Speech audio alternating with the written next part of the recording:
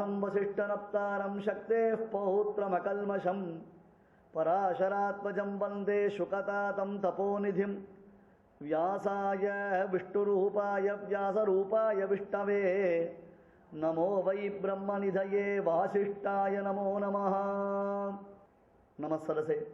பாரத சாவித்ரின்னு ஒரு உயர்ந்த விஷயம், ஒரு தத்துவகர்ப்பிதமான விஷயம். மகாபாரதத்தில் 18 பர்வாக்களில் இருக்கக்கூடிய விஷயத்தினுடைய முக்கியத்துவத்தை காண்பிக்கக்கூடியதாகவும், அதே சமயத்தில் திரிசந்தியம் எஃப் படேத்தஸ்ய ஸ்ரீஹி வித்யாயுஷ்ய வர்ததை என்னும்படியாக பிராத்த காலத்திலும் மாத்தியன்மிக காலத்திலும் சாயங்காலத்திலும் அந்த பாரத சாவித்திரியை நாம் படிப்பதினாலே நமக்கு எத்தனை விதமான வளங்கள் உண்டாகும் என்பதை பற்றியும் பெரியோர்கள் அந்த பாரத சாவித்திரியிட சொல்லி வச்சிருக்கான். தலைப்பே புதுசு. பாரத சாவித்திரினா நிறைய பேர் சத்யவான் சாவித்திரியான்னு கேட்டான். வராத வாழ்க்கை அது நினச்சி, ஓ சத்யவான் சாவித்திரி உபன்யாசம் போல இருக்கு, எங்களுக்கு தெரியாதா சுவாமி? சத்யவான் தெரியும், சாவித்திரி தெரியும். ஒரு மனைவியா இருந்தா தன்னுடைய புருஷனுடைய உசிரை தானே தவிர வேற யாரும் வாங்கக்கூடாது, யமன் கூட வாங்கக்கூடாதுன்ற அளவுக்கு அவளுக்கு ஒரு கட்டுப்பாடு உண்டு அப்படின்னு அந்த சத்யவான் சாவித்திரியுடைய கதை எங்களுக்கு தெரியும் நினைச்சுட்டு இருக்கான். இந்த சத்யவான் சாவித்திரி கதைக்கும் பாரத சாவித்திரிக்கும் எந்த விதமான சம்பந்தமும் கிடையாது. பாரத சாவித்திரி என்பது மிக மிக அபூர்வமான விஷயம்.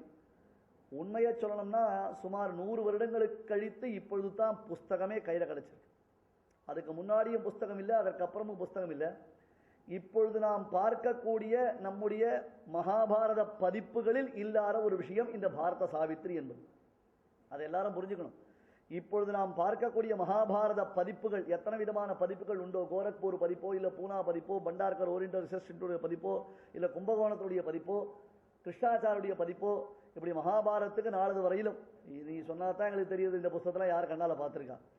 அதை அடியேன் கொஞ்சம் முதல்ல முயற்சி எடுத்து கொஞ்சம் சிரமப்பட்டு அதை பப்ளிஷ் பண்ணியிருக்கேன். அதற்கு அணிந்துரையாக மகாவித்வான் சாஸ்திர சாகிதி வல்லப ஸ்ரீ கருடாராச்சார சுவாமி அதுக்கு அணிந்துரை கொடுத்திருக்கார். அந்த அணிந்துரையில சுவாமி அதனை வர்ணிக்கிறார். மகாபாரதத்தில் நாம் நினைத்து பார்க்க முடியாத சில புதிர்களுக்கு எல்லாம் விடை இந்த பாரத சாவித்திரியில் தான் கிடைக்கிறது.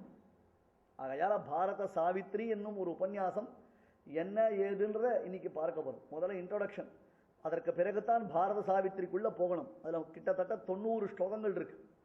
அந்த 90 ஸ்லோகத்திலையும் மகாபாரத யுத்தம் என்று நடைபெற்றது, என்றைய தினத்தில் ஆரம்பித்தது, முதல் நாள் யுத்தத்தில் யார் யார் விழுந்தா, 2ஆம் நாள் யுத்தத்தில் யார் விழுந்தா, என்னென்ன நட்சத்திரம், என்ன திதி, என்ன மாசம், என்ன ருத்து, என்ன அயனம், எப்படி அது கணக்கு, அக்ஷௌகிணி சைன்யத்துடைய கணக்கு என்ன, பீஷ்மர் எண்ணிக்கை விழுந்தார், யார் யார் யார் கூட சண்டை போட்டா, இது அத்தனை விஷயங்களும் பாரத சாவித்திரியில் தான் சொல்லப்படுகிறது. மகாபாரதத்தில் நிறைய முடிச்சுகள் உண்டு. பாரதம் பஞ்சமோ வேதா என்பதாக அந்த பாரதத்தை கொண்டாடுறோம். 5வது வேதம் என்பதாக பாரதத்திற்கு பெருமை. எரிஹாஸ்தி ததன்யத்ர என்னேஹாஸ்தி ந தத்கொசித். பாரதத்தில் இல்லாத விஷயம் உலகத்தில் எங்கேயுமே கிடையாது. மீண்டும் மகாபாரதம் பார்க்கறதுக்கு ஆத்துக்கு போனோம்னா சைலண்டா இந்த உபன்யாசம் கேளுவோம். எரிஹாஸ்தி ததன்யத்ர என்னேஹாஸ்தி ந தத்கொசித். எந்த ஒரு விஷயம் பாரதத்தில் சொல்லப்பட்டிருக்கிறதோ அதுதான் உலகத்தில் இருக்கு. பாரதத்தில் சொல்லாதது எதுவுமே கிடையாது. 18 பர்வாக்களில் சொல்லப்படாத விஷயமே கிடையாது. இந்த 18 பர்வாக்களுக்கு மேல ஒரு எக்ஸ்டென்ஷன் இருக்கு. அந்த எக்ஸ்டென்ஷனுக்கு தான் ஹரிவம்சம் என்பதாக பெயர். பாரதத்தினுடைய கிளம் என்பதாக பெயர் அந்த ஹரிவம்சம். ஹரிவம்சத்தில் நிறைய அபூர்வமான விஷயங்கள். மகாபாரதத்தில் விடுபட்ட கம்சனுடைய சரித்திரங்கள்லாம் ஹரிவம்சத்தில் தான் சொல்லப்படுது. குறிப்பா கிருஷ்ணனுடைய கைலாச யாத்திரை ஹரிவம்சத்தில் வர்ணிக்கப்படுது. இந்த ஹரிவம்சத்தை சுவாமி ஸ்ரீ தேசிகன் முதலான பெரியோர்கள் தாங்கள் கையாளுகிறார்கள். யாதவாபிரியம் முதலான மகா கிரந்தங்களை வியாக்கியானம் பண்ணும் பொழுது, அந்த கிரந்தங்களை ஏற்றும் பொழுது சுவாமி ஸ்ரீ வேதாந்த தேசிகன் முதலான பெரியோர்கள் ஹரிவம்சத்தை தொகுத்துத்தான் இதனை காண்பிக்கிறார்கள். ஹரிவம்சம் கிளம், மகாபாரதத்துடைய எக்ஸ்டென்ஷன். ராமாயணத்தை நம்ம பட்டாபிஷேக சர்க்கம் வரையிலும் படிக்கிறோம். பட்டாபிஷேகம் எப்படாப்பா முடிய போகிறது காத்துட்டு இருப்போம். அந்த பட்டாபிஷேகத்தோடு ராமாயண புஸ்தகத்தை மூடி வச்சிடறோம். அதற்கு பிறகு உத்தர ஸ்ரீமத் ராமாயணத்தை நாம யாரும் வாசிக்கிறதே இல்லை. உத்தரகாண்டம்னு ராமாயணத்தில் இருக்கு, அதை யாரும் வாசிக்கிறது இல்லை. உத்தரகாண்டத்தில் தான் ராவணனுடைய பிறப்பு, அகஸ்திய ராம சம்பாதம், ஆஞ்சநேய சுவாமியுடைய வைபவங்கள் இதெல்லாம் உத்தர ஸ்ரீமத் ராமாயணத்தில் சொல்லப்படுறது. அன்று சராச்சரங்களை வைகுந்தத்தேத்தின்னு பெருமாள் அத்தனை பேரையும் அழைச்சிண்டு புற்பா முதலா புல்லெரும்பாரி ஒன்றின்றியே நற்பால் அயோத்தியில் வாழும் சராச்சரன் முற்றவும் நற்பாலு குய்த்தனன்னு அத்தனை பேரையும் பெருமாள் எப்படி சாகேதபுரிக்கு அழைச்சிண்டு போனார், அந்த அயோத்தியிலிருந்து அவர்களை கலப்பி ஒரு வைகுண்ட லோகத்துக்கு எப்படி அழைத்து கொண்டு போனார் முதலான விஷயங்கள் உத்தர ஸ்ரீமத் ராமாயணத்தில் சொல்லப்படுறது. அந்த உத்தரகாண்டத்தை நாம் பார்த்தோமேனால், அந்த உத்தரகாண்டத்தை சேர்த்தால்தான் ராமாயணம் என்பது 24,000 ஸ்லோகங்கள் நிறைந்தது என்பது பூர்ணமாகும். ராமாயணத்திற்கு காயத்ரியின் பொருள் ராமாயணத்தில் காண்பிக்கப்படுகிறது. இதுதான் ராமாயணத்துடைய பெருமையே என்ன? காயத்ரியினுடைய பொருள் அந்த ராமாயணத்தில் காண்பிக்கப்படுகிறது. காயத்ரினா என்ன? காயந்தம் திராயத்தே இது காயத்ரி.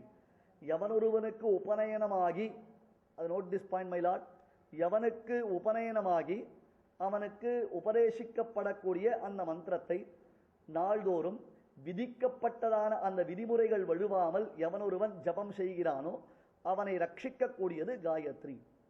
அந்த காயத்ரிக்கு 24 அக்ஷரங்கள் உண்டு. முதல்ல தத்து என்னும் எழுத்துடன் ஆரம்பிக்கக்கூடியதான அந்த காயத்ரி 24 அக்ஷரங்கள் கூடியதாய் இருக்கிறது. ராமாயணம் என்னும் மகாகாவியம், அந்த மகா கிரந்தம் 24,000 ஸ்லோகங்கள் அடங்கியது. ராமாயணம் எத்தனைன்னா 24,000 ஸ்லோகங்கள் இந்த ராமாயணத்தில் சொல்லப்பட்டிருக்கு. சரி, 24,000 ஸ்லோகங்களுக்கும் காயத்ரிக்கு என்ன சிக்னிஃபிகன்ஸ்? ஒரு அக்ஷரத்துக்கு 1000 ஸ்லோகம் விளக்கம். தபஸ்வாத்யாய நிரதம் தபஸ்வி வாக்விதாம்பரம் நாரதம் பரிபப்ரச்ச வால்மீகிர் முனி புங்கவம். ராமாயணத்துடைய முதல் ஸ்லோகம் இதுதான். இந்த முதல் ஸ்லோகத்தை ஆரம்பிக்கச்சே தபஸ்வாத்யாய நிரதம் தபஸ்வி வாக்விதாம்பரம் என்று தவத்தில் ஈடுபட்டிருப்பவர், தவத்தில் ஈடுபட்டிருக்கக்கூடிய ஒரு மகரிஷியை பார்த்து நன்கு அழகாக பேசக்கூடிய ஒரு மகரிஷியினிடத்தில் சில சந்தேகங்களை எல்லாம் கேட்டார் என்று முதல் ஸ்லோகம் ஆரம்பிக்கச்சே காயத்ரி மந்திரத்துடைய முதல் எழுத்து தத்து என்னும் எழுத்தானது ஆரம்பிக்கிறது. கடைசியில் உத்தரகாண்டத்தில், உத்தர ஸ்ரீமத் ராமாயணத்தில் அந்த 24,000 ஸ்லோகங்கள் முடிவடைகின்றன. எனவே ராமாயணம் என்பது காயத்ரியினுடைய முழு விவரணம். காயத்ரியை முழுவதும் விவரிக்கக்கூடியதுதான் ராமாயணம். இதை பெரியோர்கள் வியாக்கியானம் பண்ணிருக்காங்க. அதனால பெரியோர்கள் என்ன பண்ணுவான்னு சொன்னா, ராமாயணத்தை அந்த 24,000 ஸ்லோகங்களில் ஒவ்வொரு 1000த்திலும் முதல் எழுத்து தத்து, 2வது எழுத்து ச, அப்ப 1001வது எழுத்து ச வரணும். அதுக்கப்புறம் 2001வது எழுத்து வரணும். இப்படி வரணுமோ இல்லையோ, அந்த கிரமத்தில் அது வந்து கொண்டிருக்கும் பொழுது எந்தெந்த ஸ்லோகம் அந்த கிரமத்தில் ஆரம்பிக்கிறதோ அதை வைத்துக்கொண்டு பெரியோர்கள் காயத்ரி ராமாயணம் என்னும் ஒரு கிரந்தம், அது ராமாயணத்தில் இருக்கக்கூடிய 24 ஸ்லோகங்களை மட்டும் தொகுத்து காயத்ரி ராமாயணம் என்பதாக அதை தினந்தோறும் பாராயணம் பண்றது வச்சுட்டு இருக்க ஒரு வழக்கம். அது அனுசந்தானம். நமக்கு எல்லாமே ஷார்ட் அண்ட் ஸ்வீட்டாக தான் இருக்கும். எல்லாமே எலாபரேட் ப்ராசஸாக தான் நம்ம என்ன பண்ணுவோம், அதை போங்க சார் ரொம்ப முடியல எங்களால், 10 காயத்ரி பண்ணுறதே பெரிய விஷயம். இதில் தினந்தோறும் ராமாயணம் பாராயணம் பண்ணு, பாகவதத்தை பாராயணம் பண்ணு, மகாபாரதத்தை சொல்லுனா சகஸ்ரநாமம் சொல்லச்சேவே நமக்குன்னு அழகாக ஒரு சகஸ்ரநாமம் வச்சிருக்கா. பண்டித சகஸ்ரநாமம்னு பேர். சகஸ்ரநாமத்தில் பண்டித சகஸ்ரநாமம் என்பதாக ஒன்று. அது என்ன பண்டித சகஸ்ரநாமம்னா, ஷார்ட் அண்ட் ஸ்வீட்டாக விஷயத்தை முடிக்கணும். எதை ஒன்றை சொன்னால் எல்லாவற்றையும் சொன்ன பலன் நமக்கு உண்டாகுமோ, சோட்டா ரீசார்ஜ் ஃபுல் டாக் டைம் நமக்கு தேவை அப்படி சொன்னா, எதை ஒன்றை சொல்லுவதனால் எல்லா விதமான பலன்கள் நமக்கு உண்டாகுமோ அதற்கு பண்டித பட்சம்னு பேர். ஏன்னா பண்டிதாள் எப்பொழுதுமே என்ன பண்ணுவா, குறுக்கு வழியே யோசிப்பான். அவளுக்கு தெரியும், அந்த வழி அவளுக்கு தெரியும். ஏன்னா பண்டிதாளா இருக்கிறதுனால எந்த வழியா போனா இலக்கை சீக்கிரம் அடையலாம்ன்றது பண்டிதாளுக்கு தெரியும். யோசிச்சுட்டே இருக்கிறதுக்குள்ள பார்த்தோம், கடைசியில் வனமாலி கதீஷாருகி சங்கி சக்கரி சரந்தி இதையே சுத்தி சுத்தி கடைசிக்கு வந்துடுறோமா. இருந்தாலும் சகஸ்ரநாமத்தை சொல்லாமல் போனா உமாச்சி கண்ணை குத்திடுவாருன்னு பயமா இருக்கு. எங்க சுவாமி ஆரம்பிச்ச சகஸ்ரநாமத்தை முழுக்க சொல்லணும்னா பெருமாள் கோச்சிக்கு போறாருன்றதுக்காக சகஸ்ரநாமத்தையும் சொன்னதா இருக்கணும். அதே சமயத்துல சீக்கிரம் முடிச்சு விடணும்னா ஸ்ரீராம ராம ராமேதி ரமே ராமே மனோரமே சகஸ்ரநாம தத்துல்யம் ராமநாம வராணமே. நீ ஏண்டியமா கவலைப்படுற, சகஸ்ரநாம தத்துல்யம் ராமநாம வராணமே. இந்த சகஸ்ரநாமத்தை சொன்னா என்ன பலன் உண்டோ அத்தகையது ஒரு பலன் ஸ்ரீராம ராம ராமேத்தின் ஒரே ஒரு ஸ்லோகத்தை சொல்லுவதனாலேயே உனக்கு சித்திக்க போகிறது. அப்புறம் நீ ஏன் கஷ்டப்படுறேன்னு நமக்கு அது ரொம்ப சௌரியமா போயிடுது. ஆகையால நம்மளை பண்டித்தாள்னு யாரும் ஒத்துக்க போறதில்லை, நம்மளை நாமளே சொல்லிட்டு தான் உண்டு. எதனால? பண்டித சகஸ்ரநாமம் சொல்றதுனால நாம பண்டிதாள். இப்படி சகஸ்ரநாமத்தை சீக்கிரம் முடிக்கிறதுக்காக ஒரு வாக்கியம். அதுபோல ராமாயணம் 24,000 ஸ்லோகங்களையும் தினந்தோறும் பாராயணம் செய்வதனாலே நமக்கு என்ன பலன் சித்திக்க வேண்டுமோ அத்தகைய பலனை நாம் அடைவதற்காகவே நம் பெரியோர்கள் காயத்ரி ராமாயணம் என்னும் ராமாயணத்தை அவர்கள் தயார் செய்தார். அந்த காயத்ரி ராமாயணத்தை உபதேசம் பண்ணி வச்சிருக்க. அதே போலத்தான் மகாபாரதம் 1,00,000 கிரந்தம், 1,00,000 ஸ்லோகம் மகாபாரதம். இன்னிலேருந்து ஆரம்பிக்கிறோம்னு வச்சுப்போமே, நம்ம ஆயுசுல இன்னிலேருந்து ஒரு நாளைக்கு ஒரு 10 ஸ்லோகம் இல்லை 20 ஸ்லோகம் வாசிக்கலாம்னு முடிவு பண்ணி தினந்தோறும் இதை ஒரு யஜ்யமா வச்சுண்டு அதை வாசிக்க ஆரம்பித்தால் நாம முடிப்போமா? நமக்கு அந்த பொறுமை உண்டா? முடியவே முடியாது. பாரதம் என்பது அவ்வளவு கடினமானது. படிக்கிறது கடினம் இல்லை, அர்த்தம் புரிந்து கொள்வது கடினம். ஏன்? வியாசர் ஒரு இடத்துல சொல்றார், 8800 ஸ்லோகங்களுக்கு இந்த உலகத்துல அர்த்தம் சொல்லுவதற்கு யாருமே கெப்பாசிட்டி கிடையாது. வியாசர் மகாபாரதத்துல 1,00,000 ஸ்லோகங்கள்ல 8800 ஸ்லோகங்களுக்கு இந்த உலகத்துல அர்த்தம் சொல்றதுக்கு 2 பேருக்கு தான் முடியும். யாரு? அகம் வேத்மி சுகோ வேத்தி. இந்த மகாபாரதத்தை எழுதியிருக்கக்கூடியதான எனக்கு தெரியும். அடுத்தது சுகோ வேத்தி, என் பிள்ளைக்கு சொல்லி வச்சிருக்க. சுகபிரம்மத்துக்கு தெரியும். சஞ்சயோ வேத்திவானவா, என்னாலே அனுகிரகம் செய்யப்பட்ட சஞ்சயனுக்கு இது தெரியுமோ தெரியாதோ எனக்கு தெரியாதுன்றார் வியாசர். அந்த டாப் சீக்ரெட்டை வியாசர் ஓபன் பண்ணல, சொல்லவே இல்லை வியாசர். அகம் வேத்மி சுகோ வேத்தி சஞ்சயோ வேத்திவா நவா, எனக்கு தெரியும், என் பிள்ளையான சுகபிரம்மத்துக்கு தெரியும். இதனுடைய அர்த்தங்கள் சஞ்சயனுக்கு தெரியுமோ தெரியாதோ, ஆனா எனக்கு தெரியாது, அவனை போய் கேட்டுக்கோங்க அப்படின்ட்டார். அந்த 8800 ஸ்லோகங்கள் என்னன்னு இன்னி வரலும் பண்டிதால் மண்டையை பிச்சுக்கிறான். மகாபாரதம் முழுக்கும் வியாக்கியானம் பண்ணின மகாத்மா நீலகண்டர் ஒரு பெரியவர். அந்த நீலகண்டர் சில இடங்கள்லாம் போய் அப்படி இப்படி ட்ரை பண்ணி பார்த்துட்டு இதுவா இருக்குமா இல்லையான்னு தெரியல, இதுக்கு ஆன்சர் பண்ண வியாசர் தான் வரணும்ட்டு. அவ்வளவு டெக்னிக்கல் மகாபாரதம், அவ்வளவு விஷய கம்பீரம். இத்தனைக்கும் 60 லட்சம் ஸ்லோகங்கள் ஒரு காலத்துல மகாபாரதத்தை வியாசர் ஃபுல்லா கம்போஸ் பண்ணார். 60 லட்சம் ஸ்லோகங்கள். என்ன ஆச்சு? இப்பெல்லாம் லட்சத்துக்கு தான் வேல்யூவே இல்லையே. 60 லட்சம் ஸ்லோகங்கள் கம்போஸ் பண்ணார். அப்புறம் பார்த்தா நாமெல்லாம் ஐயோ பாவம் 3 நாளில் உபன்யாசத்தை பூர்த்தி பண்ணணும், அதுக்கு மேலேயே இவாளுக்கு பொறுமையெல்லாம் இருக்காது அப்படின்றதுனால வியாசர் என்ன பண்ணிட்டார், ஒரே 1 லட்சம் போரும். அந்த 1 லட்சத்தை 18 பர்வாக்களாக பிரித்து கொடுத்தாலும் ஹரிவம்சத்தோடு சேர்த்து 1 லட்சமா இல்லையான்னு ஒரு பெரிய விசாரங்கள் இருக்கு. சரி, இதெல்லாம் சரி சுவாமி, அதுக்கு மேல அந்த மகாபாரதத்தில் 1 லட்சம் ஸ்லோகத்துல 8800 ஸ்லோகங்கள் எது, அதுல என்னென்ன விஷயங்கள் சொல்லப்பட்டிருக்கு, இதை எப்படி புரிஞ்சுக்கிறது? எங்களால மகாபாரதம் முழுக்க வாசிச்சு அதனுடைய அர்த்தங்களை தெரிந்து கொள்ள முடியாது, அது ரொம்ப கஷ்டம். 2வது ஒரு பெரிய விஷயம் என்ன தெரியுமா? மகாபாரத புஸ்தகம் வீட்டில் இருந்தா சண்டை வரும், இது பிரசித்தம். மகாபாரதத்துக்கு ஒரு பெயர் வச்சிருக்கா, பூசல் பட்டோலை அப்படின்னு அர்த்தம். மகாபாரதத்துக்கு ஒரு பேர் உண்டு, பூசல் பட்டோலை அப்படின்னு கேட்டா என்ன விஷயம்? இவன் அவன் அடிச்சான், அவன் இவன் அடிச்சான், இவன் அவனை சேர்ந்து அவன் அடிச்சா, இதுதான் மகாபாரத கான்செப்ட், வேற விஷயமே கிடையாது. அதுல பூசல் பட்டோலை, ராஜ்யத்திற்காக பங்காளிகளுக்குள்ள ஒரே சண்டை போட்டுக்கிறது. ராமாயணத்துல கூட அந்த சண்டை உண்டு, ஆனா லைட்டா வாலி சுக்ரீவனை காமிச்சிட்டு ஓடி போயிடுறது, அதுக்கு மேல பெரிய சண்டை இல்லை ராஜ்யத்துக்காக. ஆனா மகாபாரதம் முழுக்கவே எதற்காக அப்படின்னு கேட்டா அது ராஜ்யத்திற்காகவே சண்டை, பங்காளிகளுக்குள்ள சண்டை. அப்ப மகாபாரத புஸ்தகத்தை வாசிச்சா நமக்கு வீட்டுல சண்டை வரும், அந்த புஸ்தகம் இருக்கக்கூடாது. நாம புஸ்தகம் படிக்காம இருக்கிறதுக்கு என்னென்ன எக்ஸம்ஷன் உண்டோ அதெல்லாம் தெரிஞ்சு வச்சிருக்கோம். நல்ல விஷயங்களை தெரிந்து கொள்ளாமல் இருப்பதற்கு நமக்கு எந்தெந்த விதத்துல நமக்கு எக்ஸம்ஷன் உண்டோ அது தெரியும். இது பூசல் பட்டோலை அப்படின்னா வீட்டில் இருந்தா சண்டை வரும், நியாயமான கொள்கை. நான் கூட இந்த கொள்கையை ஒத்துக்கிறேன், கட்டாயம் நானும் ஒத்துக்கிறேன். ஆனா நான் என்ன சொல்றேன்னா, ஒரு மகாபாரத புஸ்தகம் உங்க ஆத்துல இருந்ததுன்னா ஒருவேளை ஒரு 10 நாளைக்கு கொண்டு வந்து அந்த புஸ்தகத்தை எங்க ஆத்துல வச்சிருங்க. உங்க ஆத்துல இருக்கிற அந்த மகாபாரத புஸ்தகத்தை கொண்டு வந்து எங்க ஆத்துல வச்சிருங்க, 10 நாள் நான் வச்சுக்கிறேன். ஆனா அந்த 10 நாளும் நீங்க யாரும் வீட்டுல சண்டையே போடக்கூடாது. நீங்க போடுற சண்டைக்கு மகாபாரத பேர்ல ஏன் பழி போடுறேன்? அது அந்த புஸ்தகம் இல்லாம இருந்தா வீட்டுல வெள்ளப்படியா பழக்க போறது. நீங்க எப்படியோ ஒன்று சண்டை போட்டுதான் இருக்க போறேன். போடுற சண்டைக்கு புஸ்தகத்து பேர்ல தோஷத்தை சொல்லுவாங்க. பாரதம் பஞ்சமோ வேதா, 5வது வேதம் சுவாமி. அது வேதத்தை யாராவது தூஷிப்பாளா? வைதிகனா இருக்கிறவன் வேதத்தை ஒத்துக்காமல் இருப்பானா? நாமெல்லாம் வைதிகர்கள். ஏன் வைதிகர்கள்? நாமெல்லாம் வேதத்தை ஒத்துக்கிறவா தானே நம்முடைய கர்மானுஷ்டானங்களை கிரமமா பண்ணிட்டு இருக்கோம். அந்த வைதிக தர்மம் என்ன உண்டோ அந்த தர்மத்தை நாம பரிபாலனம் பண்றோம். அத்தியனம் பண்ணியிருக்கோம் பண்ணல, அந்த விசாரத்தை விட்டுடுங்கோ. ஆனால் நாம வைதிக தர்ம பரிபாலனம் பண்ணிட்டு இருக்கோம் இல்லையோ? நாம எல்லாரும் வைதிகர்கள் தானே. அப்ப வேதத்தை ஒத்துக்கிறவாதன பாரதம் என்பது 5வது வேதம் சுவாமி.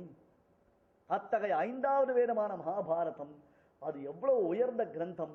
அத்தகையதொரு கிரந்தத்தை நாம் அறியாமல் இருக்கலாமா? அது முதல்ல தெரிஞ்சுக்கோங்க. மகாபாரதம் எவ்வளவு உயர்ந்த தத்துவங்களை நமக்கு உபதேசம் செய்கிறது. ஸ்ரீமத் ராமாயணத்திற்கு சரணாகதி சாஸ்திரம் என்பதாக பெயர். ராமாயணத்துல தொட்ட இடந்தோறும் சரணாகதி. பாலகாண்டத்துல தேவர்கள் பண்ணக்கூடிய சரணாகதி, அயோத்தியா காண்டத்துல லக்ஷ்மணன் பரதன் இவாளுடைய சரணாகதி, ஆரண்ய காண்டத்துல மகர்ஷிகளுடைய சரணாகதி, கிஷ்கிந்தா காண்டத்துல சுக்ரீவ மகாராஜாவுடைய சரணாகதி, பின்னாடி சுந்தரகாண்டத்துல ராட்சசிகளுடைய சரணாகதி, யுத்த காண்டத்துல மகா பிரசித்தமான விபீஷணனுடைய சரணாகதின்னு ஸ்ரீமத் ராமாயணத்துல எங்க தொட்டாலும் சரணாகதி உண்டு. அந்த சரணாகதி சாஸ்திரத்தை தான் அது பிரதிபாதனம் பண்ண வந்திருக்கு. அத்தகையது ஒரு பெருமை அந்த ஸ்ரீமத் ராமாயணத்திற்கு உண்டு. அதே போல மகாபாரதம்ன்றது தத்துவ நிர்ணயம் பண்றது, தத்துவங்களை நமக்கு காண்பிக்கிறது. ஒரு யக்ஷ பிரஷ்டம், ஒரு விதுரு நீதி, பகவத்கீதை, சனத் சுஜாதீயம், எத்தனை அபூர்வமான விஷயங்கள். ஏன் விஷ்ணு சகஸ்ரநாமம், எவ்வளவு அபூர்வமான விஷயங்கள் அந்த மகாபாரதத்தில் அடங்கியிருக்கு. இது தவிர்த்து ஹரிவம்சம் முடிந்து அந்த ஹரிவம்சத்துடைய எக்ஸ்டென்ஷன் ஒன்று இருக்கு, சேஷ தர்மம் இருக்கு. பீஷ்மர்கிட்ட தர்மபுத்திரர் கேட்கிறார், ஒருவேளை நீர் எனக்கு உபன்யாசம் பண்ணச்சே ஆனுசாசனிக பருவத்துல உபன்யாசங்கள் பண்றீரே, அப்படி உபன்யாசம் பண்ணச்சே சில விஷயங்கள் சில ஐட்டம்ஸ் விட்டு போயிருந்ததுன்னா, அடுத்தது நான் சிலதெல்லாம் மறந்து போயிருந்தேன்னா அதையும் சேர்த்து எனக்கு உபதேசம் செய்யுங்கள் சுவாமின்னு கேட்கச்சே அந்த சேஷ தர்மத்துடைய தத்துவங்களை எல்லாம் உபதேசம் பண்றார் பீஷ்மர். அதில்தான் அஹோபில கஷேத்திர மகாத்யம், காஞ்சி மகாத்யம், திருவிண்ணகர் மகாத்யம், காவேரி மகாத்யம் என்பதாக பல திவ்ய கஷேத்திரங்களுடைய மகிமைகள்லாம் வர்ணிக்கப்படுகின்றன. சேஷ தர்மத்துக்கும் புஸ்தகம் கலைக்கல, சேஷ தர்மமும் புஸ்தகம் இல்லை. ஒரு வழியா பெருமாள் அனுகிரகத்துல மலையை கிள்ளி எலிய பிடிச்சிருக்காண்டிய முந்தானத்து திருக்குடந்த சம்பரோக்ஷணத்துல சேஷ தர்மத்துல இருக்கக்கூடிய திருக்குடந்த மகாத்யம் உபன்யாசம். அந்த சேஷ தர்மத்துல திருக்குடந்தனுடைய வைபவம் எப்படி சொல்லிருக்கு, புஸ்தகம் இல்ல. எங்க போய் புஸ்தகம் தேடுறது? நமக்கெல்லாம் ரொம்ப சௌகரியம், எதை கேட்டாலும் தொலைஞ்சு போயிடுத்த புஸ்தகம். சுவாமி தேசிகன் எழுதின கிரந்தங்கள் லுப்தம். இருந்தால் தானே பிரச்சனை, படிச்சியான கேள்வி கேட்க போறா. புஸ்தகமே தொலைஞ்சு போயிடுத்துனா அந்த விஷயத்துல நம்மளை அடிச்சுக்கிறதுக்கு ஆளே கிடையாது. சேஷ தர்மம் எப்பேற்பட்ட ஒரு அபூர்வமான கிரந்தம், மகாபாரதத்துடைய தொடர்ச்சி. அஹோபில கஷேத்திர மகாத்யம் அதில் தான் சொல்லப்பட்டிருக்கு. முதல் முறையா 116 வருஷம் கழிச்சு அஹோபில கஷேத்திர மகாத்யத்தை அடியன் மூல பாராயணத்தோட போட்டிருக்கேன். இப்போ முந்தானத்து திருக்குடத்தில் ரிலீஸ். மூல பாராயணத்துக்காக இதுவரையில வரல, கிரந்தத்துல இருந்தது, தெலுங்குல இருந்தது. ஆனா அதுக்கப்புறம் அதை பரிஷ்காரம் பண்ணி போடல. இது அடியனுடைய 3வது எடிஷன். அஹோபிலம் நாரசிம்ஹம் கத்வா ராம பிரதாபவான் நமஸ்கிருத்வா ஸ்ரீநிருசம்மஸ்தௌஷீத் கமலாபதியும் என்று ராம பஞ்சாமிர்த ஸ்தோத்திரம் சேஷ தர்மத்துல ராமன் அஹோபில கஷேத்திரத்தில் வந்து நிருசிம்மனை ஆராதித்தான். அஹோபில கஷேத்திரத்தில் ராமன் வந்து நிருசிம்மனை ஆராதித்தான். 5 ஸ்லோகங்களினாலே எம்பெருமான் நிருசிம்மனை அவன் ஸ்தோத்திரம் செய்தான். அதற்குத்தான் ராம பஞ்சாமிர்த ஸ்தோத்திரம்னு பேரு. இது சேஷ தர்மத்தில் இருக்கு. யார் புஸ்தகம் பார்த்தா காதால கூட கேட்டிருக்க மாட்டான் இந்த சப்தத்தை. யாருக்கு தெரியும்? இவ்வளவு அபூர்வமான பல நிதிகள் மகாபாரதத்தில் மறைந்திருக்கின்றன. பாரதம் பஞ்சமோ வேதா. ஐயா, வேதத்திற்கு எப்படி மறை என்பதாக பெயருண்டோ அது போன்றுத்தான் அந்த வேத வேதாந்தத்தினுடைய தத்துவங்களை எல்லாம் நமக்கு நன்கு அளிக்கக்கூடியதான மகாபாரதத்திலும் பலவிதமான நுட்பங்கள் மறைந்திருக்கின்றன, தத்துவங்கள் மறைந்திருக்கின்றன. அதனுடைய உத்தமமான உள்ளுரை பொருளை உணர்ந்து சொல்லுவதற்கு வல்லமை பெற்றவர்கள் யாரு? யார் இருக்கணும்? அந்த பாதராயணர் எனப்படக்கூடியதான வியாசர் வந்து சொன்னால்தான் முடியும். சகோவாச வியாச பாராசர்யா என்று வேதம் அவரை கொண்டாடும். யாரு சொன்னா? அடிக்கடி நான் உபன்யாசத்தில் சொல்லக்கூடிய வாக்கியம் இது. விஷ்ணு புராணத்துல மைத்ரேயருக்கு பராசர மகர்ஷி உபதேசம் பண்ணிட்டு இருக்க. மைத்ரேயர் சிஷ்யர், பராசரர் ஆச்சாரியர். ஆச்சாரியரிடத்துல சிஷ்யர் சில கேள்விகள் கேட்கிறார். அந்த கேள்விகளுக்கு பதிலாக ஆச்சாரியன் உபதேசம் பண்ணிட்டு இருக்க. இந்த உபதேசத்திற்கு நடுவில் என்ன பண்றார்? அந்த வியாசர் அவர் இருக்காரோ இல்லையோ, வியாசர் இல்லையோ, அந்த வியாசர் பெரியவர் இல்லையோ அப்படின்னு வியாசருடைய பெருமைகளையே பேச சிஷ்யன் பார்த்தான். இது என்னது? என்னதான் தன் பிள்ளையா இருந்தாலும் பிள்ளையினுடைய பெருமையை இப்படியா பேசிட்டே இருப்பார்? பராசரருடைய பிள்ளைத்தான வேதவியாசர். அப்ப தன் பிள்ளையினுடைய பெருமையை அவர் பேசிட்டே இருக்கார் போல இருக்கு என்பதாக நினைச்சுக்கிறார். சிஷ்யனுடைய மூஞ்ச பார்த்த உடனே தெரிஞ்சு போச்சு ஆச்சாரியனுக்கு. ஓகே, இந்த மூஞ்சி பிரசன்னமா இல்லை, இவனுக்கு ஏதோ மனசுக்குள்ள ஓடுறது அப்படின்னு மைண்ட் ஸ்டடி பண்ண. உண்மையில பார்த்தா மைத்ரேயருடைய மைண்ட் வாய்ஸ் பராசரருக்கு கேட்டுடுது. உடனே பராசரர் அதுக்கு பதில் சொல்றார். கிருஷ்ணத்வைபாயனம் வியாசம் வித்தி நாராயணம் பிரபும் கோஹ்யோ புவி மைத்ரேய மகாபாரத கிருத்பவேத். அப்பா மைத்ரேயா, என் மகன் என்னும் அபிமானத்தினாலே நான் பேசுவதாக நினைத்திருக்கிறாயா? கிருஷ்ணத்வைபாயனம் வியாசம் வித்தி நாராயணம் பிரபும் கோஹ்யோ புவி மைத்ரேய மகாபாரத கிருத்பவேத். அந்த கிருஷ்ணத்வைபாயனரான வேதவியாசரை என்னவென்று நினைத்தாய்? வியாசர் என்பது ஒரு போஸ்ட். ஒவ்வொரு கல்பத்திர ஒவ்வொருத்தர் வியாசர். ஒரு கல்பத்திர வசிஷ்டர் வியாசரா இருந்தார், ஒரு கல்பத்திர அவருடைய பிள்ளை சக்தி வியாசரா இருந்தார், ஒரு கல்பத்திர பராசரர் வியாசரா இருந்தார். இப்ப கிருஷ்ணத்வைபாயனர் என்பவர் வியாசரா இருக்கார்.